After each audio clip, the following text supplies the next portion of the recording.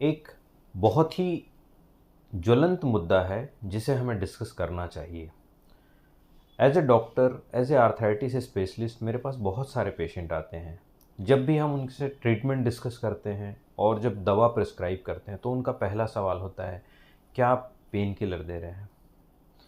इसके पीछे की जो सोच है वो हमें सीधे समझ में आती है कि वो एक तरीके का उनके अंदर डर है कि क्या यह पेन किलर हमको किसी न किसी तरीके से नुकसान पहुंचा सकता है।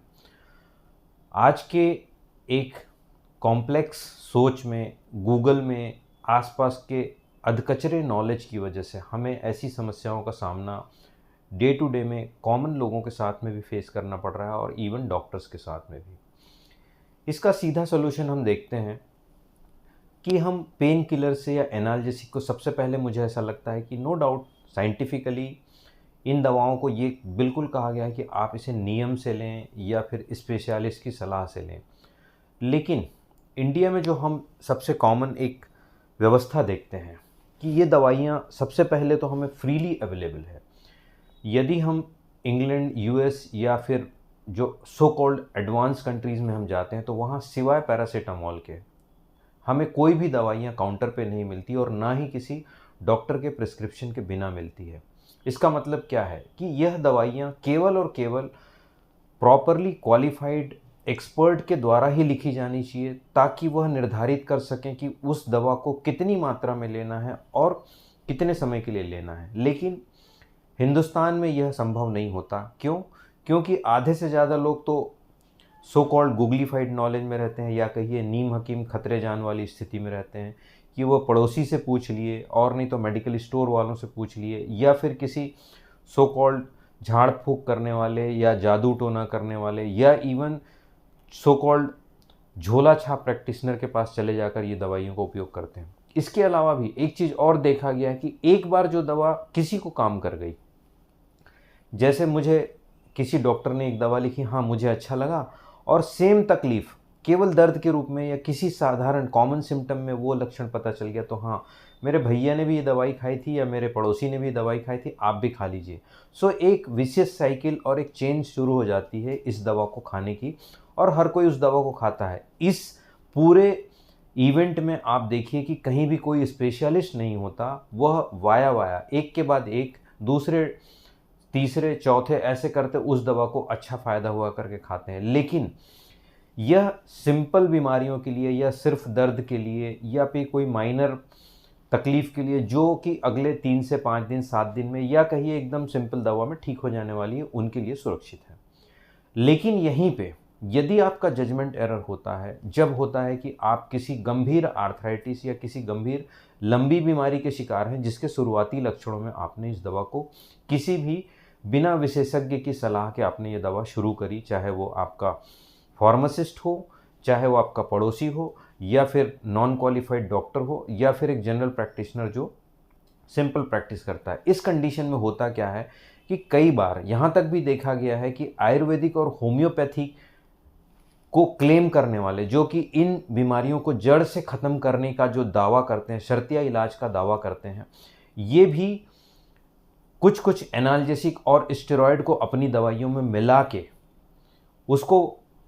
मरीज को देते हैं या पुड़िया बना के देते हैं, जो कि डायरेक्टली और इनडायरेक्टली शॉर्ट टर्म और लॉन्ग टर्म दोनों में मरीज को किसी न किसी रूप में नुकसान पहुंचाता है, चाहे बीमारी को दबाने में या उसकी किडनी लीवर को ख़राब करने में या फिर कहिए उनके पेट को नुकसान पहुंचाने में या हड्डियों को कमज़ोर करने में। यह मेरा बताना बहुत आवश्यक इसलिए है, पहले भी मैं इस प्रकार के वीडियोस बना चुका हूं जिसमें मैंने बार बार बताने की कोशिश की है कि जब भी आपको कोई भी इस प्रकार की समस्या आए तो सबसे पहले आप उसके जानकार या विशेषज्ञ से सलाह लेकर अपनी दवाइयाँ शुरू करें। दूसरा, दवाइयों की मात्रा और जो ड्यूरेशन है, यदि वो ख़त्म हो जाती तो आप विशेषज्ञ से ज़रूर पूछें, और वो विशेषज्ञ क्वालिफाइड होना उस विषय का बहुत ज़रूरी है, जिसकी जांच पड़ताल आपकी जिम्मेदारी है, ना कि उस विशेषज्ञ की है। खासकर मैं ऐसा इसलिए कहना चाह रहा हूँ क्योंकि रूमेटॉइड आर्थराइटिस, गठियावात या एंकिलोजिंग स्पॉन्डिलाइटिस कुछ ऐसी बीमारियां हैं जिसका जड़ से ख़त्म कर पाना इसलिए असंभव है क्योंकि जड़ जैसी कोई चीज़ इसमें नहीं होती। ये हम जड़ शब्द का उपयोग करते हैं कि हमको किसी बीमारी को जड़ से ख़त्म करना है। इसका मतलब यह होता है कि आप पूरे शरीर के अंदर बायोकेमिकल फिनोमेना को बेस से चेंज करें, जो कि प्रैक्टिकली एक इंसान के लिए पॉसिबल नहीं है। तो जब भी आर्थराइटिस या गठियावात का ट्रीटमेंट शुरू हो, उसे आप ज़रूर से जिस दिन तक, जितने समय तक, जिस मात्रा में आपके विशेषज्ञ ने आपको सलाह दी हुई है, उस दवा को उतने समय तक लें और उसके पश्चात उस डॉक्टर से ज़रूर सलाह लें। न कि फ़ोन पे पूछें कि सर ये दवा मैं कंटिन्यू कर सकता हूँ क्या। इसका नुकसान ये होता है कि आपको दवा लेने के पश्चात, ट्रीटमेंट के पश्चात जितना फ़ायदा हुआ है, उसका एक पर्सनल असेसमेंट, क्लिनिकल असेसमेंट जिसे हम कहते हैं, फिजिकल असेसमेंट उस डॉक्टर के द्वारा किया जाता है। आपकी बीमारी का कितना इम्प्रूवमेंट हुआ है यह देखा जाता है और उसके पश्चात दवाई की मात्रा को फिर से एडजस्ट किया जा सकता है। आप इस चीज़ से ना घबराएं कि यदि लंबे समय तक इन दवाइयों को लेने से आपको नुकसान हो सकता है। बिल्कुल हो सकता है, लेकिन यह भी आपका देखना आवश्यक है कि जिस दवा को लेने से आपकी बीमारी कंट्रोल में आ रही है, दवा को नहीं लेने से क्या उस बीमारी का नुकसान उस दवा को लेने से बहुत ज़्यादा होगा? जी हाँ, होगा। तो हमें एक रिस्क बेनिफिट रेशियो जिसको हम कहते हैं कि अर्थात फ़ायदा किस में कितना है, यह हमें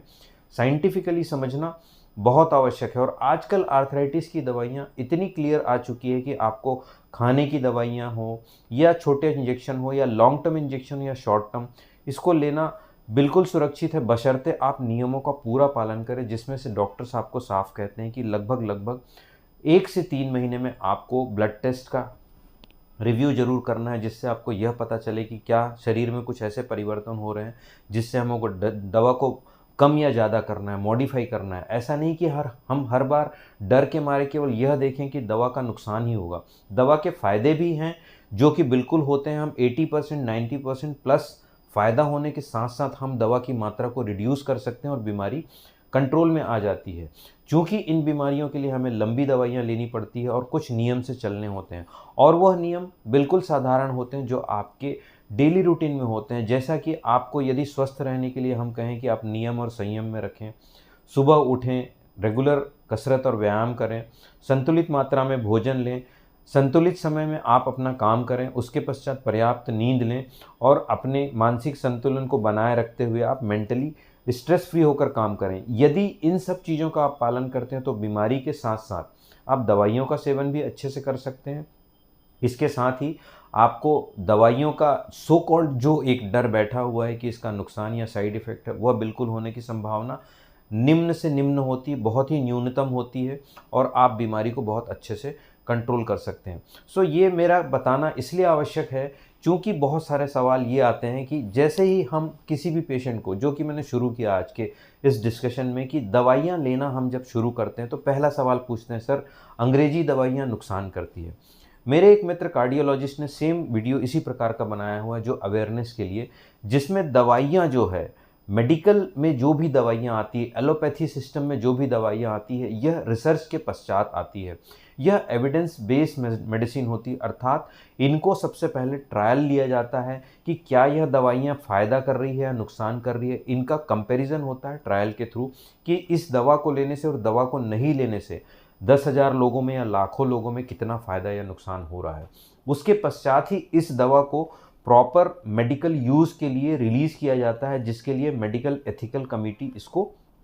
पास ऑन करती है। तो यह सोचना बिल्कुल भी निराधारित है कि क्या कोई भी अंग्रेजी दवा हमको सिर्फ नुकसान करती है और हम केवल उसका साइड इफ़ेक्ट देखते हैं। बिल्कुल नहीं। आप बिल्कुल जाके गूगल में आप ढूंढ सकते हैं कि यह दवाइयाँ एविडेंस बेस पे, किस एविडेंस पे है या किस लेवल के रिसर्च मॉलिक्यूल पे है, क्या इसका आरसीटी हुआ है या मल्टीपल ट्रायल्स हुए हैं, इसको ज़रूर देखें और उसके पश्चात करें। जैसा कि एक पॉइंट इसमें आता है कि आपके एक्सपर्टीज़ या अनुभव के आधार पे भी कुछ ट्रीटमेंट होते हैं, लेकिन यदि यह रिसर्च बेस पे हैं और ट्रायल के आधार पे शुरुआत किए गए हैं तो इनका बहुत अच्छा फ़ायदा होता है, जो कि आपको बिल्कुल मिल सकता है। सो नेक्स्ट टाइम जब भी आप दवाइयों को या डॉक्टर की सलाह को शुरू करें, बिल्कुल आप क्रॉस क्वेश्चन करें, डॉक्टर से ज़रूर पूछें, लेकिन अपने आप में ज़रूर विश्वस्त रहें कि आप नियमों का पूरा पालन करें और किसी भी प्रकार की यदि समस्या आ रही तो अपने विशेषज्ञ से ज़रूर मिलें। साथ ही एक बार जो दवा शुरू की गई है उसको दोबारा कंटिन्यू करने या उसको कितने लंबे समय तक लेना है, इसको अपने विशेषज्ञ से पूछने के पश्चात ही कंटिन्यूस करें, ना कि अनलिमिटेड, अनकंट्रोल्ड, अनगिनत समय तक आप इसको दवा को लेते रहें कि आपको फ़ायदा हो। क्योंकि ऐसी स्थिति में कई बार हमने देखा है कि आयुर्वेदिक दवाइयाँ जो एक बार फ़ायदा की या एलोपैथिक दवाइयाँ भी, हम उसे आंख बंद करके कुछ भी सोचे बिना, चाहे वो पेन किलर हो या स्टेरॉयड हो, हम लेते रहते हैं। और पता चलता है कि 4 से 5 साल 8 साल के बाद जब आप स्पेशलिस्ट के पास जाते हैं तो स्पेशलिस्ट आपके जो भी ट्रीटमेंट हुए हैं उसमें बहुत ही ज़्यादा, वो कहना चाहिए कि अफ़सोस व्यक्त करते हैं कि ये ट्रीटमेंट आपने गलत किया, आपने बिना सोचे समझे इतने लंबे समय तक दवा ली, बिना सलाह के लिए, इससे नुकसान होता है। सो इस चीज़ को सोचना हमें बहुत आवश्यक है कि यदि लंबे समय तक भी लेना है तो उसके फ़ायदे नुकसान हैं। आपका न्यूट्रिशन, आपकी एक्सरसाइज और आपके दवाइयों का कंट्रोल आपके स्पेशलिस्ट के इसमें होना चाहिए। तो आप आर्थराइटिस जैसी बीमारियों को साथ में रखते हुए भी अपनी ज़िंदगी को नॉर्मल कर सकते हैं, हेल्दी रख सकते हैं, एक्टिव रह सकते हैं और अपनी लाइफ क्वालिटी को इम्प्रूव कर सकते हैं। सो नेक्स्ट टाइम आर्थराइटिस या गठियावात जो जन्मजात या आनुवंशिक बीमारियां होती हैं, उनसे घबराने की आवश्यकता नहीं है। उनके स्पेशलिस्ट से ज़रूर मिलें और ट्रीटमेंट को पूरा फॉलो करें, और जो प्रोटोकॉल है साइंटिफिक, उसको आप खुद भी समझें ताकि आप डॉक्टर की प्रॉपर मदद कर सकते हैं। इस प्रकार की किसी भी जानकारी के लिए यदि आपको ऐसा लगता है कि इसमें और भी ज्ञान की आवश्यकता है तो आप हमें मैसेज कर सकते हैं, आप बता सकते हैं कि हमें इस सब्जेक्ट में, इस विषय में और अधिक जानने की आवश्यकता है, तो हम आपकी इसमें मदद करेंगे ताकि आपका सामान्य ज्ञान, आपका अवेयरनेस आपके लिए, आपकी सोसाइटी के लिए बहुत फ़ायदेमंद होगा। और साथ ही हमें एक फीडबैक मिलता है कि हम किस प्रकार का ट्रीटमेंट कर रहे हैं या आपके कंफर्ट में हम कितना फ़ायदा कर रहे हैं, आपको इम्प्रूवमेंट दे रहे हैं। धन्यवाद, नमस्कार, जय हिंद।